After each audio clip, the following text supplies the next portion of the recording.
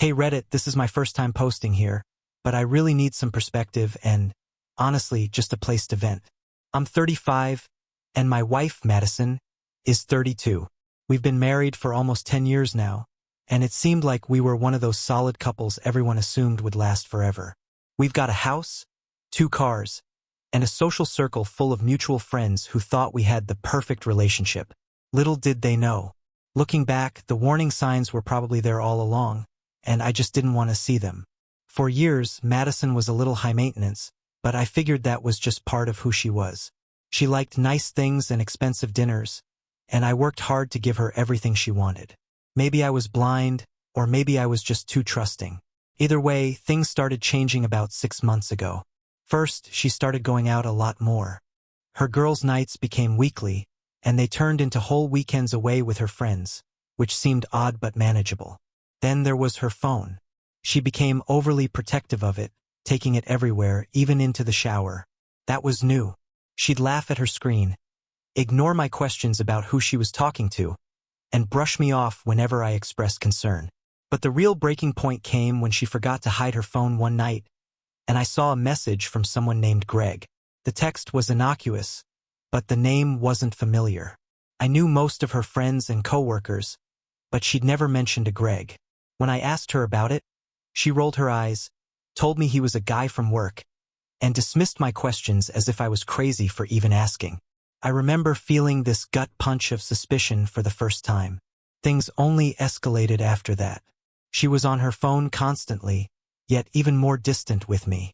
Intimate moments between us became rare, and she always had some excuse. I'm tired, I'm stressed, or the one that stung the most. Maybe you should just find someone else. That one lingered. One night, feeling like I was going out of my mind, I decided to bring up my concerns again. Madison didn't even bother with an explanation. Instead, she turned it around on me, saying I was too clingy and always paranoid. Then, she added, maybe if you focused on your job instead of me, you'd stop feeling so insecure. That was Madison for you, always able to twist a knife with the perfect insult, leaving me questioning if I was the one who'd messed up. Eventually, I got sick of feeling like I was crazy. I confided in my friends, Dan and Mike, who'd been my buddies since high school. After a few beers one night, I spilled the whole story. Dan, who'd been through a nasty breakup, looked at me dead in the eyes and said, "If you think she's lying, she probably is." He suggested we dig a little deeper, maybe even see for ourselves if anything was going on. It sounded extreme, but part of me knew it was necessary. Things took an unexpected turn when, a few weeks later, Madison claimed she was going on a girls' getaway with 2 friends I barely knew. She didn't offer much information, just a quick goodbye and a reminder that she'd be back in 3 days. As she drove off, my stomach twisted into knots. That same night, Dan and Mike showed up with a plan that took things further than I'd imagined. With Madison gone on her girls' trip, I couldn't shake the suspicion gnawing at me. I was left alone, pacing around the house, questioning every detail of the past few months. Dan, Mike, and I sat in my living room, going over everything I'd noticed about her behavior. Her sudden absences, her defensiveness about her phone, the Greg guy from work who she'd never mentioned before. All of it just didn't add up. Dan, always the practical one, proposed that we do some digging. He even had a friend who worked as a private investigator and owed him a favor. I hesitated. This was my wife we were talking about, the woman I'd loved and trusted for nearly a decade. But then again, this was also the woman who'd started treating me like a nuisance, laughing at messages from another man, and calling me insecure for asking questions. Maybe this was what I needed to finally see the truth. I decided to give the private investigator a call. His name was Pete, and he'd seen his fair share of messy relationships unraveling. After listening to my suspicions, Pete told me to hang tight and let him do his thing. He mentioned that if Madison really was up to something, he'd find out quickly. But he also warned me, be prepared for whatever you might find. I'll never forget that pit in my stomach when he said those words. I wasn't sure if I was ready for the truth, but I knew I couldn't keep living in doubt. The next 2 days felt like a lifetime. Madison sent me a few half-hearted texts, things like, having a blast. And, wish you were here. They felt rehearsed, cold. There was no warmth, no hint of the person I'd married. And that made the wait even worse. I couldn't help but think about what she was really doing, where she was, and who she was with. Finally, Pete called me back with a somber tone. She's not on a girls' trip, he said bluntly. She's at a cabin about 3 hours away, and she's not alone. My heart dropped. I could barely breathe as he continued. I've got pictures, texts, the whole deal. She's been seeing this guy for a few months now. His name's Greg, and they've been renting this place for their little escapes. The anger bubbling up inside me was like nothing I'd ever felt before. Every suspicion, every doubt was suddenly justified. And it felt like a betrayal worse than anything I could have imagined. Pete told me to come down to his office, and I didn't waste a second.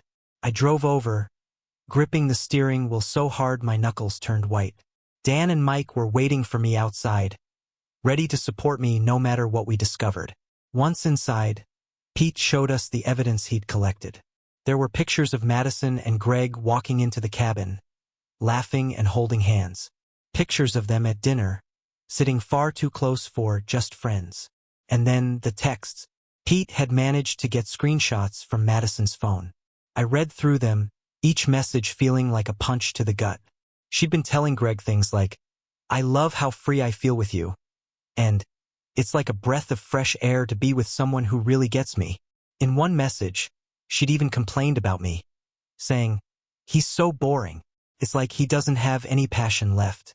I feel like I'm suffocating." That one stung the most because I'd been trying so hard to keep our marriage together, while she was off with this guy, throwing everything we'd built away.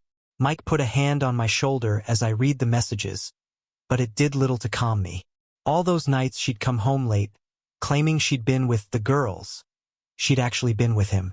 Every time she'd brushed off my questions or told me I was being clingy, it was to protect her lies. And here it all was laid out in front of me. Pete could see I was on the edge and, after a few deep breaths, I finally asked him if he had any more information. That's when he dropped the bombshell that nearly made me lose it. She's actually not alone with just Greg. There are 2 other women with their partners in that cabin, too. It's like some kind of twisted couples retreat. They've been doing this for a while, it seems, renting cabins in different places, keeping it under the radar. I could feel the bile rise in my throat. This wasn't just a fling.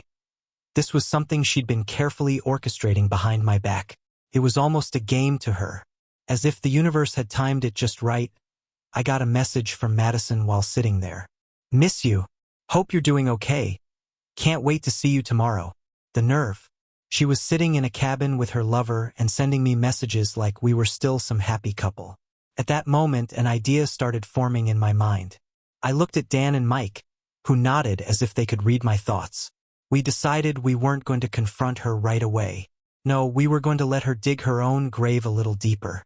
We packed up and decided to drive up to the cabin ourselves. The drive to the cabin was tense and filled with an almost deafening silence.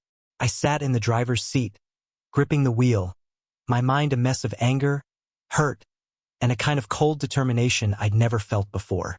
Dan and Mike were beside me, their faces set with the same grim resolve. They'd been my friends through everything, and I could feel their loyalty in the quiet support they offered. We were in this together now.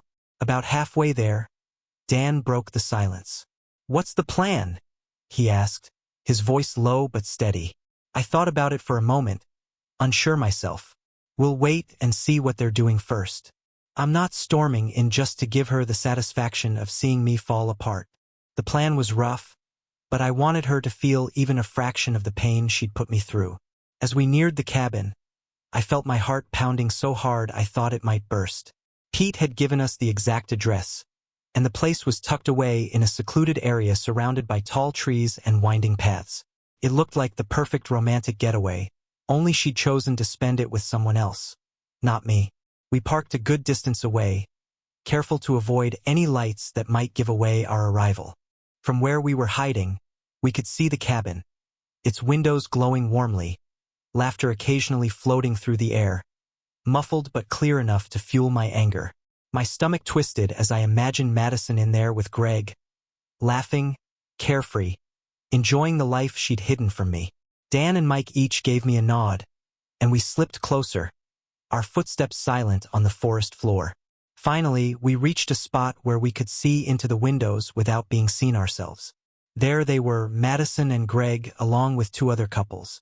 The whole scene looked surreal, like some twisted double life my wife had crafted. And that's when the idea hit me.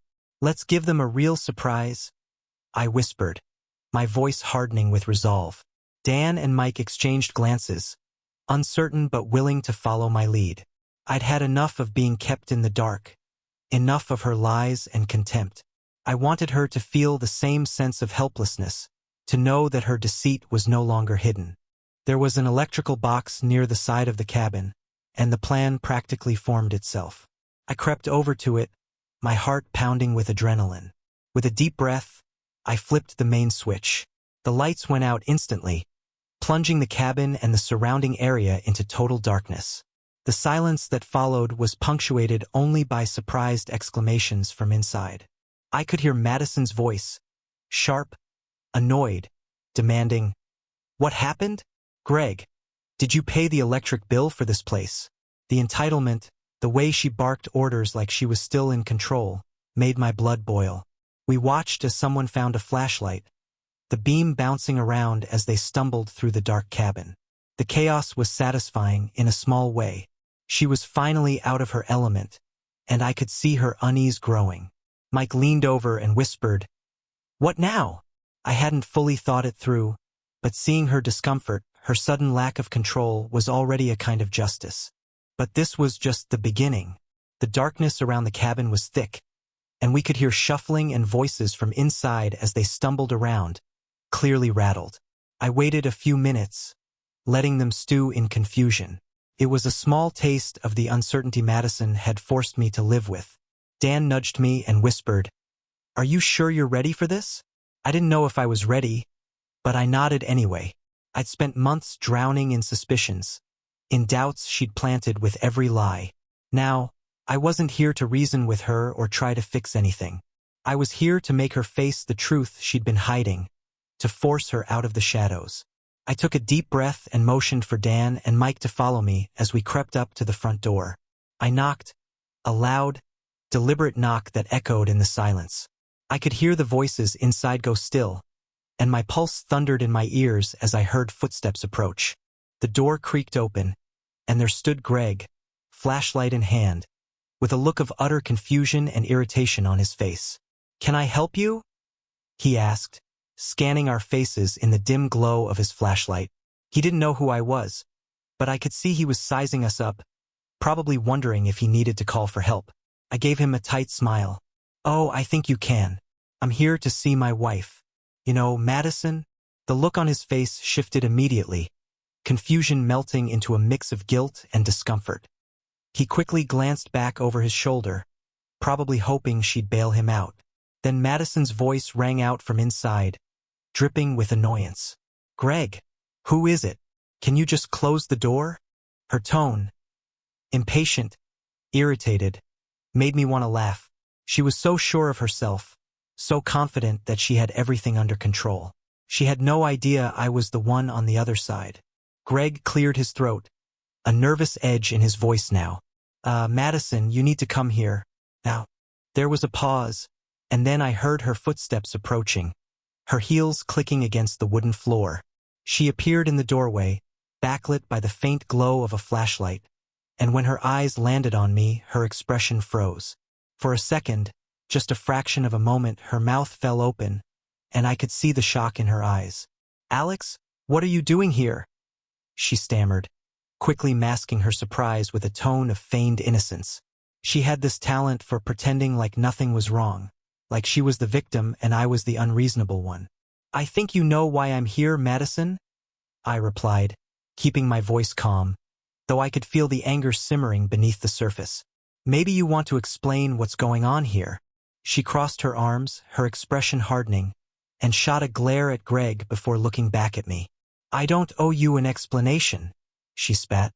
"You're the one who's showing up unannounced, making a scene."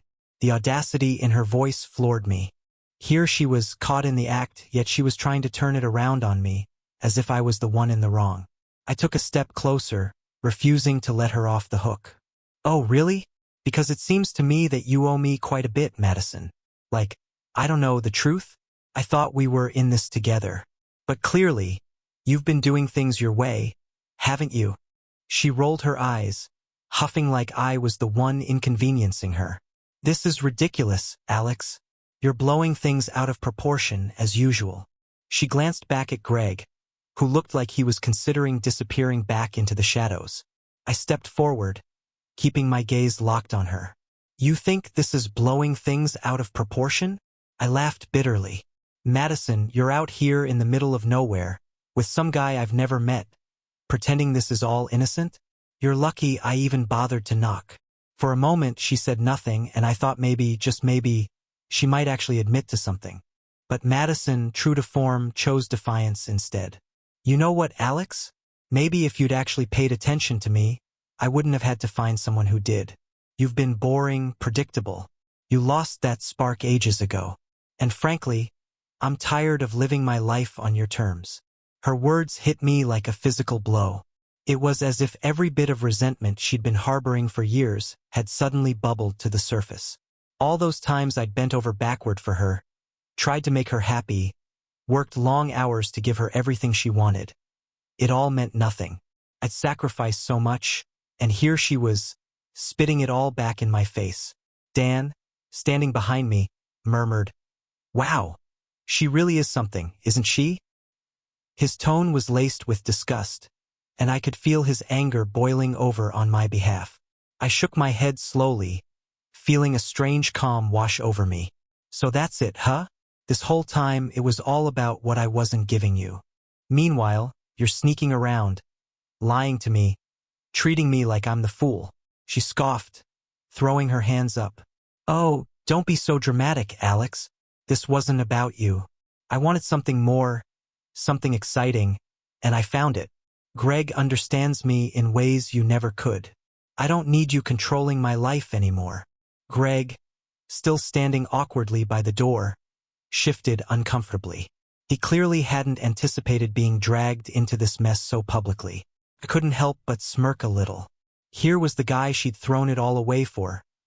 A man who couldn't even stand up straight when confronted. I took a deep breath, every ounce of respect and patience I'd ever had for her evaporating. Well, Madison, it looks like you've made your choice, haven't you? I gestured toward the cabin and her new friends. Enjoy your freedom. You're going to need it. Her eyes narrowed, a hint of panic flickering in her gaze. What's that supposed to mean? It means I'm done. I could feel the finality of it as I said it. All the years we'd spent together, all the memories, all the sacrifices. It was like they dissolved in that moment, leaving nothing but bitterness in their wake. She crossed her arms again, her voice dropping into a sneer. Oh, please, don't pretend you're doing me a favor. You think you're such a saint, showing up here to embarrass me? Get over yourself, Alex. I chuckled, shaking my head. Embarrass you? No, Madison. You've embarrassed yourself. And now, I'm going to make sure everyone knows exactly who you are. For a moment, I thought I saw a flash of real fear in her eyes. But then she masked it, her expression hardening as she watched me walk away. She didn't call after me, didn't apologize or try to explain. She just stood there, arms crossed, defiant to the end. Dan and Mike followed me back to the car, silent as we processed what had just happened. Once we were out of earshot, Mike finally spoke. I can't believe she had the nerve to blame you for all of this. I nodded, feeling a strange sense of calm. I don't care what she thinks anymore. I'm done being her fool. And as we drove away, leaving Madison and her little world of lies behind, I felt a weight lifting off my shoulders, replaced by a steely resolve. The confrontation was over, but I knew this was just the beginning of the fallout. Driving back home was surreal. The weight of the confrontation lingered, a strange mix of satisfaction and emptiness settling in my chest. I had finally seen Madison for who she truly was: selfish, manipulative, and utterly incapable of remorse. There was no going back, no saving what we once had. But as the initial rush of adrenaline faded, reality began to set in. This wasn't over. Not yet. Dan and Mike sat quietly beside me, and I could tell they were waiting for me to speak. After a few minutes, Dan broke the silence. "So, what's the plan now, Alex?" I stared at the road, the headlights illuminating the dark stretch of highway ahead. "I'm done with her, but I want to make sure she knows exactly what she's lost." I could hear the bitterness in my own voice, and it felt both foreign and strangely empowering. Mike, ever the pragmatic one, nodded. "You have every right to make this as difficult for her as possible. She didn't just betray you. She humiliated you, lied to your face for months, and had the nerve to blame you for her cheating. She deserves whatever's coming." Dan smirked. You could go nuclear. Make sure her little fantasy world comes crashing down." That got me thinking. Madison had built her life around her image, carefully curating a persona that she thought would impress everyone around her. She loved the admiration of our friends, loved that everyone thought she was charming, successful, and sophisticated. I realized, then, that the best revenge wasn't just cutting her out of my life. It was letting everyone else see the truth, stripping away that perfect facade she'd worked so hard to maintain. The next morning, I got to work. First things first, I reached out to a lawyer. I wanted to make sure that, when the dust settled, she would be left with as little as possible. I wasn't just filing for divorce. I was preparing to expose every lie, every deceitful move she'd made. The lawyer listened to my story with a calm but steely gaze, nodding as I laid out the details. I told her everything, about the girls' nights, that were actually rendezvous with Greg, about the cabin, about her contemptuous attitude, and her refusal to show any remorse. "Alex," the lawyer said, her tone professional but sympathetic, "we can make this happen. There's no reason for you to lose anything after what she's done. If she tries to play the victim, we'll have more than enough evidence to prove her infidelity and her disregard for your marriage." Hearing her say that was like a bomb. For months, I'd felt helpless, doubting myself, questioning everything. But now, with the right support and a solid plan, I felt a glimmer of hope. With the legal side in motion, I turned my attention to her social world. Madison was one of those people who lived for validation. She loved showing off our life on social media, posting about our perfect marriage, our romantic getaways, which of course were often staged, and all the amazing friends she had. I knew her greatest fear was losing face, and that gave me an idea. That evening, I sent messages to a few close friends, people I knew would be horrified by her betrayal. I didn't have to explain much. The facts spoke for themselves. Dan and Mike were both more than willing to back me up, and within hours, the circle of people who knew the truth began to grow. Friends reached out to me, expressing their shock, their anger on my behalf. Some of them had seen hints of Madison's behavior but had brushed it off, assuming she'd never be capable of something like this. Then I posted a message of my own. I kept it simple, nothing overly emotional, just a straightforward statement. "To everyone who has been part of our lives, I want to let you know that Madison and I are separating. After discovering her long-term infidelity, I've chosen to move on. I'd appreciate your understanding and support as I close this chapter of my life." It wasn't dramatic, but it was enough to make people aware of her betrayal without sinking to her level. By the next morning, the fallout was already visible. Madison called me, her voice a mixture of panic and anger. "Alex, what the hell are you doing?" she snapped. "Why would you tell people we're separating? You're making this public." I stayed calm, refusing to give her the reaction she wanted. "Madison, people deserve to know the truth. I'm not interested in keeping your secrets anymore." She scoffed, then tried to switch to a pleading tone. "Look, we don't have to do this. Can't we just go our separate ways quietly? You're making this harder than it needs to be." I almost laughed at the irony. She had spent months lying to my face, belittling me, treating me like I was beneath her. And now, she wanted to control how I reacted? "No, Madison. You wanted freedom, right? Well, congratulations. Now you get to face the consequences." Her tone turned cold again. "Fine. But don't think you're coming out of this looking like the good guy. People will believe what they want to believe. I hung up, feeling a surge of satisfaction. I didn't care what she thought anymore. Her image, her reputation, those were her problems now.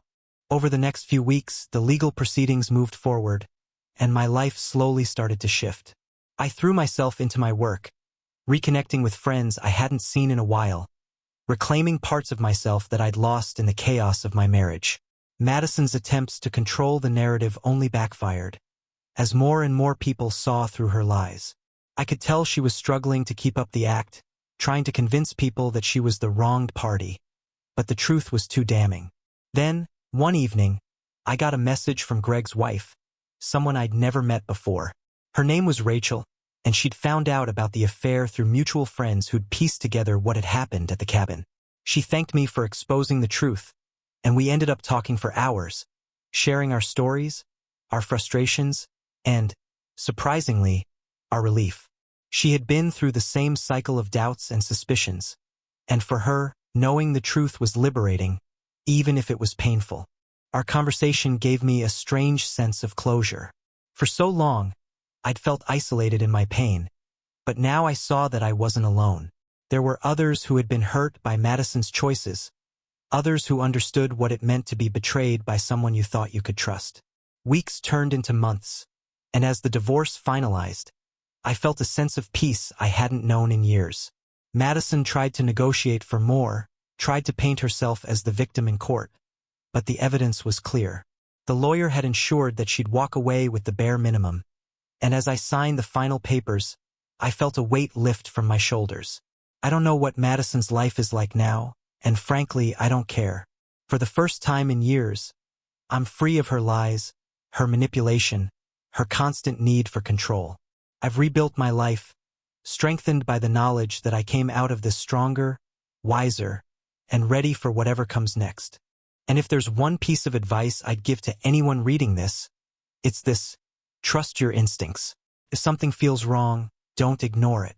Don't let anyone make you feel crazy for asking questions, for wanting the truth. You deserve honesty, respect, and a partner who values you. As for Madison, she may have thought she was invincible, but in the end, her own lies were her undoing. And I'll be here, moving forward, grateful for the lessons I've learned and the life I'm reclaiming. In the months following the finalization of the divorce, I was surprised by how different life felt. At first, there was a strange emptiness, like something was missing. But as time went on, I realized that it wasn't emptiness. It was relief. There was no longer the constant stress of wondering where Madison was, who she was with, or what lies she'd be feeding me next. I was finally free of the mental prison she'd kept me in, and slowly, I began to rediscover parts of myself that had been buried under the weight of her betrayal. One of the first things I did was redecorate the house. Madison had always controlled how things looked. Everything from the furniture to the color scheme had been her decision. She'd been obsessed with this overly minimalist, modern style that made our home feel more like a museum than a place to live. So, with a newfound sense of freedom, I started changing things. I painted the walls, added warm colors, rearranged the furniture to feel more comfortable, more inviting. It was like breathing life back into the place. Friends who visited noticed the changes immediately, and their reactions fueled my excitement. "This feels like you, Alex," one of my friends, Sarah, said during a small get-together I hosted. "The house finally feels like it has personality." Those words meant more to me than I could explain. It was a subtle reminder that I was reclaiming my identity, one choice at a time. But the emotional fallout wasn't as easy to fix as the decor. There were nights when I'd lie awake, replaying the events in my mind, haunted by the things Madison had said during our last confrontations. Her coldness, the way she blamed me for her choices, the total lack of remorse. It was hard to shake. How could someone I'd loved, someone I'd shared nearly a decade with, turn out to be so heartless? The turning point came when I went to a small gathering with Dan and Mike. I was hesitant at first, but they insisted that I needed to get out to enjoy myself again.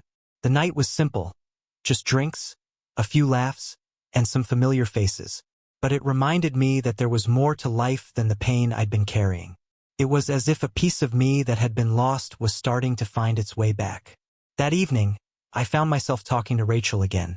We'd kept in touch sporadically after our initial conversation, and each time we spoke, I felt a sense of understanding that I hadn't found with anyone else.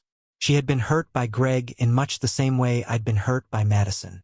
The betrayal had left a mark on her, but she, too, was finding her way forward. We exchanged stories, and with every laugh and shared frustration, the weight of the past seemed to lighten. It was a strange kind of bond, one built on shared pain and the process of healing. There was no romantic tension or expectation. It was just two people trying to make sense of the wreckage left behind by people they trusted. At the end of the night, Rachel looked at me and said, "You know, Alex, they thought they could destroy us, but here we are, still standing. And honestly, we're better off without them." Her words resonated deeply. Madison and Greg had tried to tear us down, to humiliate us, but in the end, their actions had only freed us. I realized then that I didn't have to carry the anger anymore. Madison's betrayal didn't define me. It was just a part of my story, and that part was over. As the months turned into a year, my life continued to transform. I started going to the gym more, taking up old hobbies I'd abandoned, like hiking and photography. I even booked a solo trip out of state, a road trip along the coast, something I'd always wanted to do but had put off because Madison had always hated road trips. The journey was refreshing in ways I hadn't anticipated. Every mile, every sunrise over the horizon felt like a step further away from my past and closer to the life I was building for myself. I met new people along the way, each encounter reminding me that there was a whole world outside the bubble I'd been trapped in. One evening, as I watched the sun set over a quiet beach, I realized something. I was grateful. Grateful not for Madison's betrayal, but for the wake-up call it had given me. Her lies, her selfishness, her contempt. They'd all been painful, but they'd also freed me from a relationship that had been suffocating me. I hadn't realized just how much of myself I'd lost until I'd been forced to rebuild. I returned home from that trip with a sense of peace I hadn't felt in years. It was as if I'd left the worst of the pain on that beach, carried away by the tides. I wasn't haunted by Madison's words or Greg's betrayal anymore. They were just memories, lessons learned. Then came the final piece of closure I hadn't expected. I received a call from Madison, out of the blue.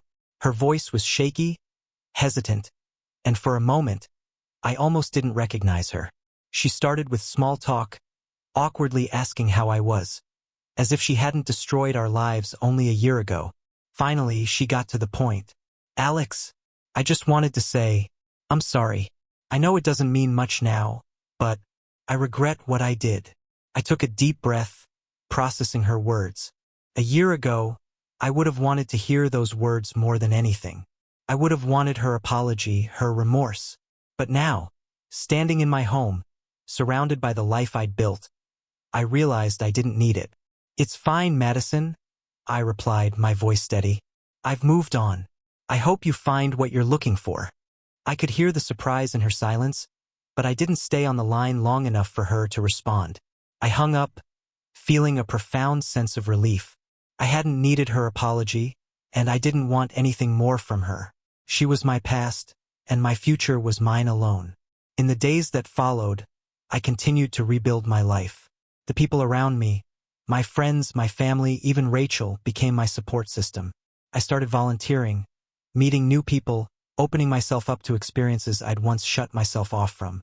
Looking back, I see Madison's betrayal as a painful but necessary chapter in my life. She tore my world apart, yes, but she also forced me to find out who I was beyond the marriage. And in the end, I came out stronger, wiser, and ready for whatever life had in store. If there's one piece of advice I'd offer to anyone facing a similar betrayal, it's this. Don't let someone else's actions define you. Take back control, find your own path, and don't look back. You'll be surprised at how resilient you are, and at how much better life can be when you're free from the lies and manipulation. Because in the end, I've learned that sometimes the best thing someone can do for you is to leave. With Madison finally behind me, I found myself experiencing life in a way I hadn't in years. Each day felt like an invitation to rediscover myself, to make choices for no one but me. I began filling my time with activities that had once been part of who I was before I'd bent myself around Madison's needs and desires. One of the things I'd always wanted to do was join a community hiking group. Madison had never enjoyed the outdoors, and any attempts to suggest weekend hikes had always ended in her mocking my simple tastes. Now, free from her judgment, I signed up for a group that met every Saturday. The first few hikes felt incredible, exhilarating, challenging, and filled with a camaraderie I hadn't felt in years. With every step up the rugged trails and every breath of fresh mountain air, I left a little more of the past behind. Then, there was my passion for photography, something I'd put on hold years ago. I dug out my old camera, dusted it off, and began shooting again. At first, I just wandered around the city, capturing moments and details I'd forgotten to appreciate. There was something meditative about it, as though the lens of the camera helped me see life with new clarity. I started sharing my photos online, and to my surprise, they received more attention than I expected. People commented on the beauty in the simplicity of my shots, which felt like a compliment to my new life philosophy, appreciating the little things and finding beauty in unexpected places. About 6 months after the divorce was finalized, I ran into Rachel again. She'd been as affected by Greg's betrayal as I'd been by Madison's, but like me, she was rebuilding her life. We'd stayed in touch on and off, offering each other words of encouragement and checking in on our respective journeys. When we met by chance at a small art exhibit, we ended up spending the entire evening talking. Rachel had thrown herself into her work, helping at a nonprofit she'd always cared about, but hadn't had time for during her marriage. It was refreshing to see someone else thriving in their post-betrayal life, someone who truly understood what it meant to rebuild from the ground up. By the end of the night, we decided to meet up more often, not out of any sense of obligation, but because our friendship had become a genuinely uplifting part of my life. As the weeks passed, our friendship grew deeper. We would go on hikes together, exchange book recommendations, and even plan small weekend trips with our mutual friends. There was no pressure, no drama, just two people who had once been shattered finding solace in each other's company. It was freeing to be around someone who understood my story, who shared the pain but also embraced the joy of moving on. One day, Rachel and I were hiking a trail that led to a breathtaking overlook. As we reached the summit, we stood side by side, looking out over the valley below, the sun casting a warm glow over everything. She turned to me with a smile, her eyes filled with a contentment that mirrored my own. "You know," she said softly, "I never thought I'd feel this way again. Like there's hope. Like there's more to life than what we lost." I nodded, feeling a warmth in my chest. "Same here. I thought Madison's betrayal would haunt me forever, but now it feels like it happened to someone else. Someone I barely recognize." She looked down, a slight smile playing on her lips. "It's funny. Sometimes I feel like Greg did me a favor. I didn't realize how much I'd been shrinking myself to fit into his world." I laughed, nodding in agreement. "Yeah, I get that. Madison had a way of making me feel like I wasn't enough, like my interests and passions were something to be ashamed of. But now, I feel like I'm finally living my life." There was a comfortable silence between us, the kind that only exists between people who truly understand each other. And in that moment, I realized that I wasn't just moving on, I was thriving. As the year wore on, Rachel and I grew even closer. Friends began to notice, teasing us with the usual "Are you two a thing?" comments, but we both brushed it off. There was no rush, no need to define anything. We were simply two people enjoying each other's company, healing together and embracing the freedom we'd fought so hard to reclaim. One night, after a long day of hiking, we sat by a small campfire, the crackling flames casting a warm glow on her face. I felt a spark of something more, something I hadn't felt since long before Madison had begun tearing down my self-worth. Rachel met my gaze, her own eyes reflecting a warmth and kindness that Madison had never shown. In that moment, I realized that I had, in fact, moved on, not only from Madison but from the wounds she'd left behind. With Rachel, there was no pretense, no need to play a role or hide parts of myself. I was just me, and that was enough. Looking back now, I'm grateful for the journey that Madison's betrayal set me on. It was painful, yes, and there were days when I thought I'd never feel whole again. But in losing her, I found myself, a version of me that had been buried under years of compromise and self-doubt. If I could give advice to anyone going through a similar experience, it would be this. Don't let the pain of betrayal keep you down. Use it as fuel to build a life you're proud of, a life that reflects who you truly are. Let yourself grieve, let yourself feel the anger, but then let it go. The past doesn't define you, and it doesn't have to hold you back. Now, as I stand here, side by side with someone who values me for who I am, I feel a kind of peace I never thought possible. Madison may have shattered my trust, but she didn't destroy me. Instead, she pushed me to rebuild stronger than before, to find joy in the simple things, and to never again settle for anything less than true happiness. Rachel and I aren't in any rush to label what we have, but whatever it is, it's genuine, and it's built on honesty and respect. We're two people who've been through the worst and come out on the other side, stronger and wiser. And that, to me, is worth more than any revenge or satisfaction I could have found in Madison's downfall. For the first time in a long time, I'm looking forward to the future, wherever it may lead. And I know that, no matter what, I'll be okay. As time went on, the last remnants of my past with Madison faded into the background. I stopped checking her social media, stopped wondering what she was doing or if she'd ever truly regretted what she'd done. I realized that I didn't need closure from her because I had found it within myself. My life had changed in ways I could never have anticipated, and it felt like I'd finally come full circle. One afternoon, as I was going through some old things, I came across a box of memories from my marriage. Wedding photos, anniversary cards, little souvenirs from trips Madison and I had taken together. For a moment, I felt a pang of nostalgia, a whisper of the man I'd been before everything had fallen apart. But it wasn't painful anymore. I could look at those memories with a sense of peace, knowing that they were just a chapter in a much larger story. As I sat there, I decided it was time to let go of these last pieces of my old life. I kept a few things that felt important, a reminder of the journey I'd been on and the strength I'd found in rebuilding. The rest, I carefully packed up and dropped off at a donation center. It was a symbolic act, a final step in letting go of the weight of my past. Around this time, Rachel and I found ourselves growing even closer. What had started as a supportive friendship had slowly transformed into something deeper, more meaningful. We never rushed anything, but there was a natural progression to our connection, a kind of ease and trust that felt like coming home. One evening, we were sitting on her porch, watching the sunset after a long day of hiking. She looked at me with a thoughtful expression, and after a moment, she spoke. "Do you ever think about what life would be like if none of this had happened?" she asked quietly. "If we'd stayed with them, still believing the lies?" I thought about it, letting the question settle in.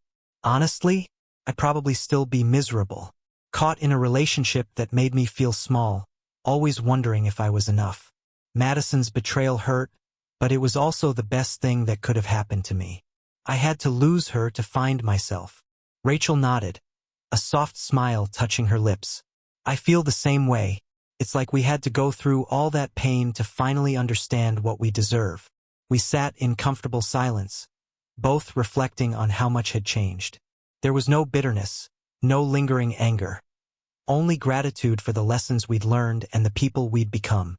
It felt like a quiet victory, a testament to our resilience. A few weeks later, something unexpected happened. I received an email from Madison.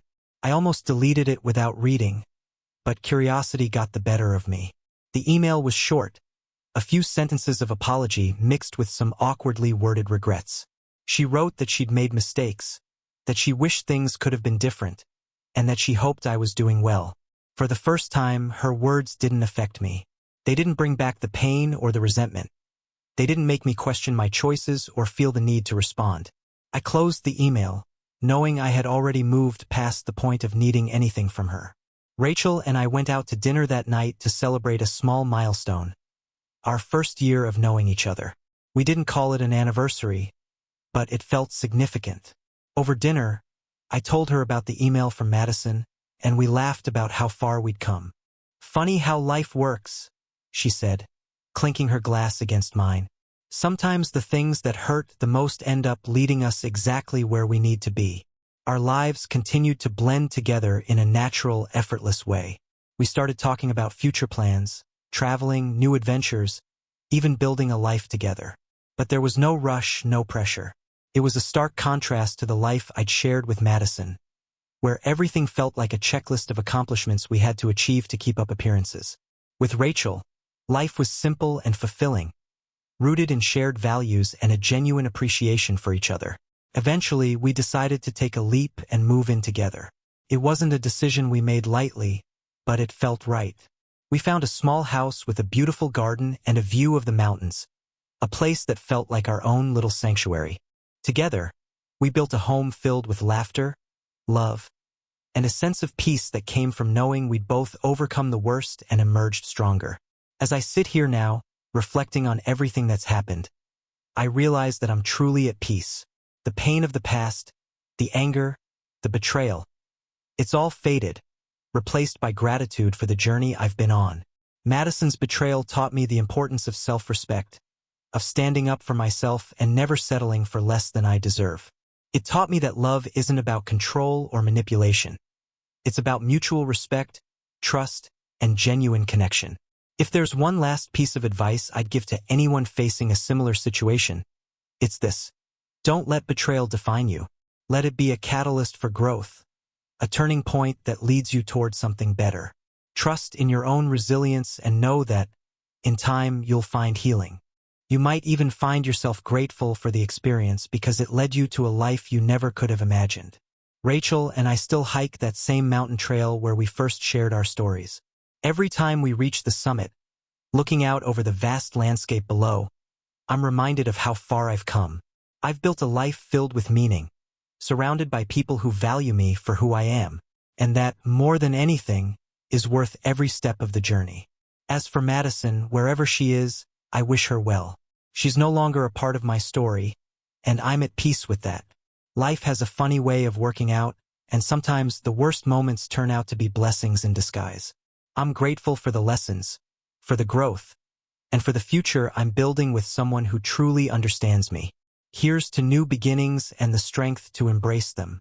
Because in the end, we're all stronger than we think, and life has a way of giving us exactly what we need, even if it doesn't come in the way we expected.